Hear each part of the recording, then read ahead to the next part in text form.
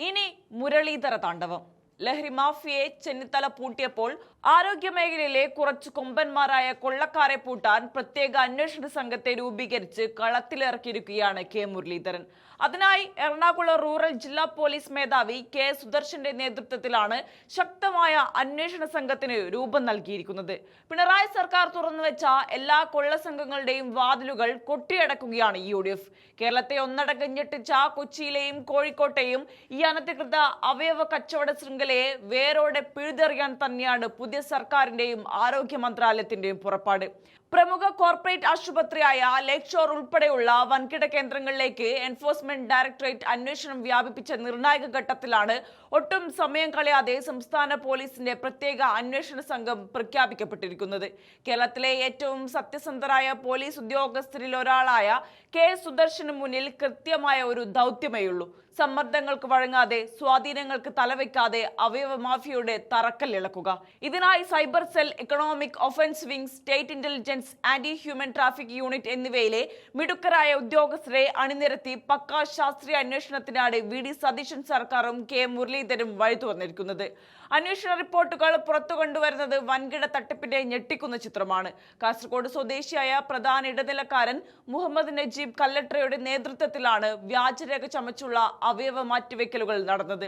ജനപ്രതിനിധികളായ MPമാരുടെയും MLAമാരുടെയും വ്യാജ ലെറ്റർ ഹെഡുകൾ, വ്യാജ വില്ലേജ് വിവാഹ സർട്ടിഫിക്കറ്റുകൾ എന്നിവ നിർമ്മിച്ചായിരുന്നു ഈ കൊള്ള.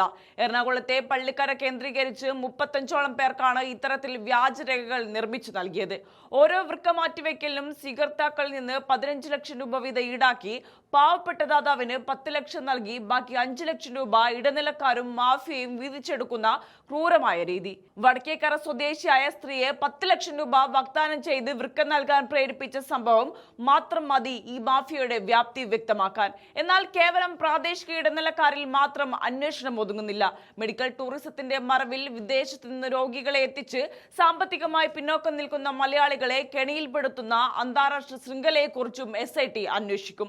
കേസിന് പിന്നാലെ ഹവാല, ക്രിപ്റ്റോ കറൻസി വഴിയുള്ള കോടികളുടെ സാമ്പത്തിക ഇടപാടുകളും പോലീസിന്റെ പരിധിയിൽ വരും. ആശുപത്രി അധികൃതരുടെയും സിസ്റ്റത്തിലെ കറുത്ത കരങ്ങളുടെയും ഒത്താശയില്ലാതെ ഇത്ര വലിയ മാഫിയയ്ക്കും താഴ്ച വളരാനാകില്ലെന്ന് ഉറപ്പാണ്. അതുകൊണ്ട് തന്നെ ആരുടെയും മുഖം നോക്കാതെ, രാഷ്ട്രീയ ഭരണ സ്വാധീനങ്ങൾക്ക് വഴങ്ങാതെ ആശുപത്രി മാനേജ്മെന്റുകളിലേക്കും അന്വേഷണം വ്യാപിപ്പിക്കാൻ പോലീസിന് പൂർണ്ണ സ്വാതന്ത്ര്യമാണ് കൈവന്നിരിക്കുന്നത്. വർഷങ്ങളായി തുടരുന്ന ഈ മെഡിക്കൽ കൊള്ളയ്ക്കും അതിന് തണലൊരുക്കിയവർക്കും ഇനി രക്ഷയില്ല. പൂർണ്ണമായ നിഷ്പക്ഷതയോടെയാണ് ഭയരഹിതമായി പോലീസിന് മുന്നോട്ട് പോകാനുള്ള അന്തരീക്ഷം ഒരുക്കി ഇരകളായ പാവപ്പെട്ട മനുഷ്യർക്ക് നീതി ഉറപ്പാക്കാനുള്ള കേരള മെഡിക്കൽ രംഗത്തെ ഏറ്റവും വലിയ ക്ലീനിംഗ് നടത്താനും UDF സർക്കാരും ആരോഗ്യമന്ത്രി കെ മുരളീധരനും റെഡിയായി കഴിഞ്ഞു.